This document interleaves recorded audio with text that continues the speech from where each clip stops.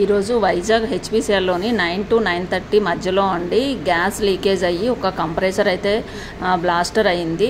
కాకపోతే అప్పటికి work order దొరకకపోవడం వలన, వర్క్ పర్మిట్ దొరకకపోవడం వలన వర్కర్స్ ఎవరు కూడా లోపలికి ఇంకా ఇన్ అవ్వలేదండి. అందువలన కొంచెం పెద్ద ప్రమాదమే తప్పింది అనుకోవాలి. ఎందుకంటే వర్కర్స్ లోపల ఉంటే కనుక వాళ్ళకి ఆ టైంలో వర్కర్స్ ఆ ప్లేస్లో ఉన్న వాళ్ళందరికీ ప్రాబ్లం అయ్యేది. వర్కర్స్ ఎవరు ఇన్ అవ్వకపోవడం చాలా లక్కీ అనమాట.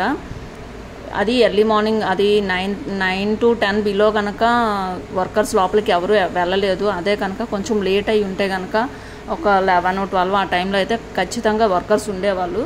వాళ్ళకి ఏదైనా ప్రమాదం జరుగుండేది అని అనుకుంటున్నాము. చూడండి, వర్కర్స్ అయితే చాలా అసలు భయభ్రాంతులతో ఉన్నారు. అంటే కొంచెం లేట్ అయి ఉంటే వాళ్ళు లోపలికి వెళ్ళేవాళ్ళు కదా, లోపలికి వెళ్ళి మేమేమైపోదాం అన్న భయంతో అయితే వర్కర్స్ పాపం బయటన బిక్కుబిక్కుమంటూ కూర్చొని చూస్తున్నారు.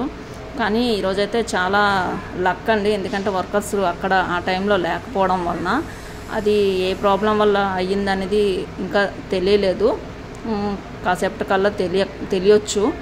ప్రజెంట్ అయితే కనుక ఎలాంటి ప్రాబ్లమో లేదండి, బాగానే ఉంది. ఒక్కటే కంప్రెసర్ పేలింది. సో అందువల్ల ఏ ప్రాబ్లమూ లేదు.